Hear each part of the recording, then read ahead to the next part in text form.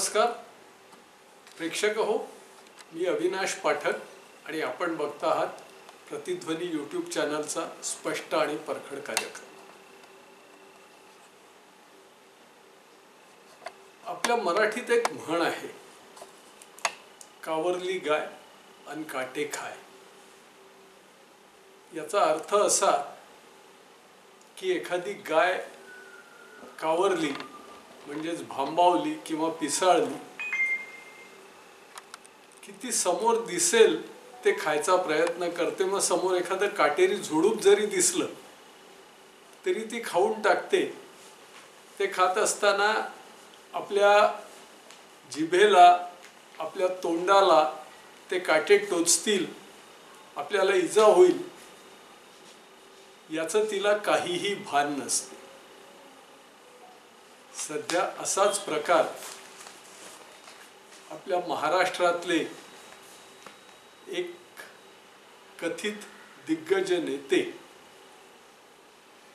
शिल्लक शिवसेनेचे पक्षप्रमुख उद्धवपंत ठाकरे यांचीही झालेली दिसते आहे।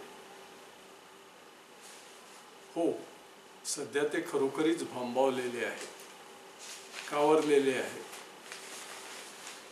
कारण झालं असं की 2019 मध्ये त्यांनी भारतीय जनता पक्षाशी केलेली युती तोडली आणि काँग्रेस आणि राष्ट्रवादी सोबत अभद्र शय्या सोबत केली। त्यानंतर या प्रकाराने त्रासलेल्या त्यांच्याच पक्षातल्या 40 आमदारांनी इतर 14 आमदारांसह बंडखोरी केली आणि उद्धवपंतांचं सरकार पाडलं। कारण ते या बंडखोरांच्या म्हणण्यानुसार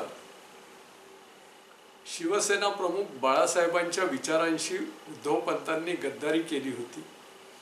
ज्या काँग्रेसशी आयुष्यभर बाळासाहेबांनी शत्रुत्वच केलं, त्या काँग्रेस सोबत उद्धवपंतांनी हातमिळवणी केली होती। त्यामुळे या सर्व शिवसैनिकांनी उद्धवपंतांची शिवसेना सोडली आणि वेगळे निघाले। त्यांनी भारतीय जनता पक्षासोबत सरकार स्थापन केलं। या शिवसेनेचे एकनाथ शिंदे हे मुख्यमंत्री झाले। नंतर हे प्रकरण विधानसभा अध्यक्षांकडे गेलं, उच्च न्यायालयात गेलं। या दोन्ही ठिकाणी त्यांना यांचीच खरी शिवसेना असा न्याय मिळाला।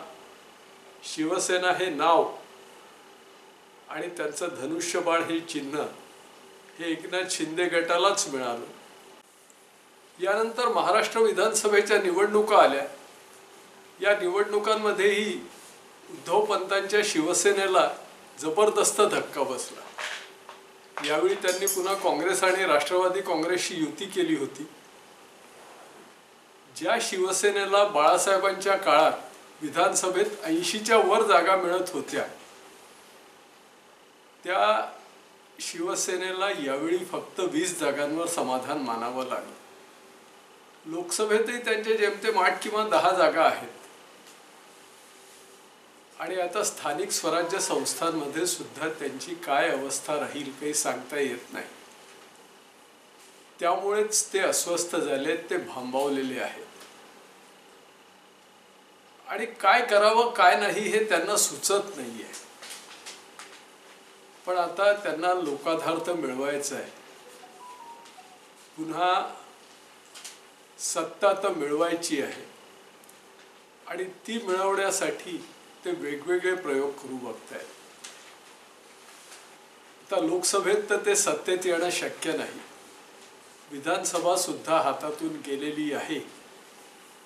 आता त्यांना किमान मुंबई महापालिका तरी हातात यायला हवी आहे। ती जर आली तर जसा परीकथेतल्या राक्षसाचा जीव पोपटात असतो तसा उद्धव पंतांचा किंवा त्यांच्या शिवसेनेचा जीव मुंबई महापालिकेत आहे असं म्हणतात. त्यांना सगळा अर्थ पुरवठा महापालिकेतल्या ठेकेदारांकडूनच होतो असंही बोललं जातं. त्यामुळे आता त्यांची जर सत्ता गेली तिथली तर ते कुठलेच राहणार नाही. त्यामुळेच त्यांचा प्रयत्न आहे की कसंही करून महापालिका मिळवायची. त्यासाठी ते ठिकठिकाणी मेळावे घेत आहेत. त्या मेळाव्यात त्यांचा एकच कार्यक्रम आहे, ही एकनाथ शिंदेची शिवसेना आणि भारतीय जनता पक्ष, त्यातही नरेंद्रजी मोदी, अमित भाई शहा आणि देवेंद्र फडणवीस या तिघांनाही यथेच्छ शिवीगाळ करणे एवढाच त्यांचा कार्यक्रम चालू आहे. पण त्यांनी काही लोक पुरेसे त्यांच्याकडे अट्रॅक्ट होत नाहीत. त्यामुळे त्यांनी नुकत्याच नाशिकला झालेल्या त्यांच्या एका निर्धार मेळाव्यात एक नवीन प्रयोग केला. आर्टिफिशियल इंटेलिजन्स म्हणजेच कृत्रिम बुद्धिमत्तेच्या आधारे त्यांनी बाळासाहेबांचा जुना व्हिडिओ त्याच्यावर नवीन आवाज सुपरइम्पोज करून बाळासाहेब बोलत आहेत असं चित्र उभं केलं. एक बाळासाहेबांचं 15 मिनिटाचं भाषण त्यांनी त्यात ऐकवलं. आणि त्या भाषणात काय होतं तर आजच्या एकनाथ शिंदेच्या शिवसेनेला, आजच्या भारतीय जनता पक्षाला म्हणजेच दिल्लीतल्या मोदी आणि शहांना आणि महाराष्ट्रात देवेंद्र फडणवीसांना यथेच्छ शिवीगाळ करणे. बाळासाहेब शिवराळ भाषेत बोलायचे, पण त्यातही त्यांचा एक दर्जा होता. एक कुठेतरी बौद्धिक क्षमता त्यांच्या त्या शिवराळपणातही होती. हे पत्रकार म्हणून आम्ही अनेक वर्ष अनुभवलं आहे. पण इथे तसं काहीच नव्हतं. आणि सगळ्यात महत्त्वाचं म्हणजे बाळासाहेब त्या काळात भारतीय जनता पक्षाचा उल्लेख गमतीत कमळाबाई असा करायचे. पण आज बाळासाहेब असते तर त्यांनीही कमळाबाई असा उल्लेख केला नसता. कारण कमळाबाईचा आता कमळ्या कधीच झाला आहे, 2014 सालीच झाला आहे. आणि ज्या शिवसेनेला बाळासाहेब वाघ म्हणायचे ना, त्या शिवसेनेची आज आधी शेळी झाली होती, आज तर अगदी भिजली मांजर झालेली आहे. तरीही त्या बाळासाहेबांच्या तोंडात त्यांनी कमळाबाई असा उल्लेख वारंवार केला आहे. या सर्व प्रकारावर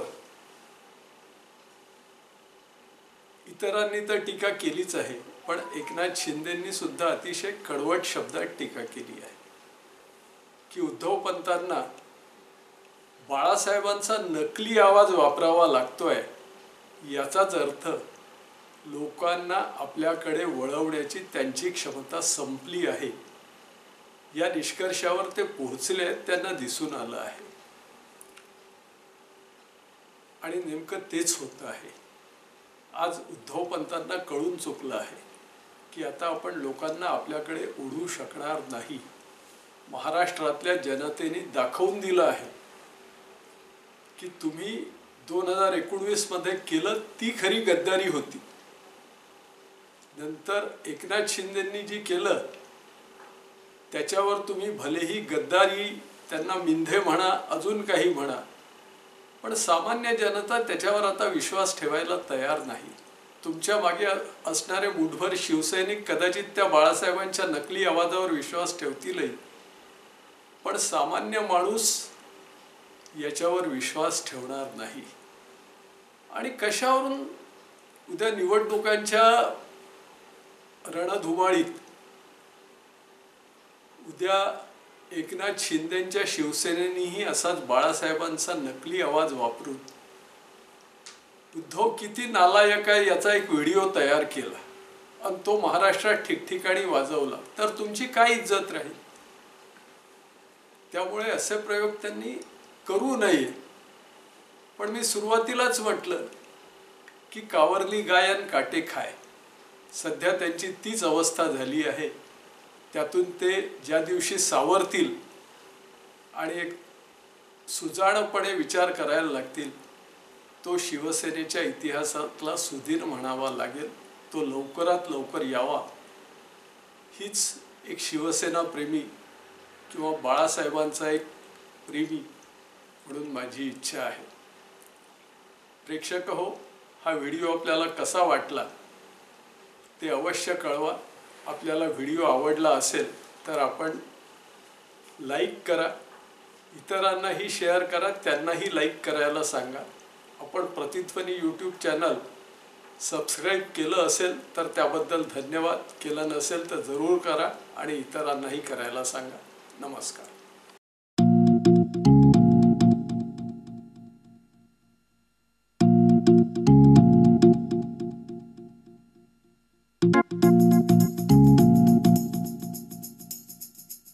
Thank you.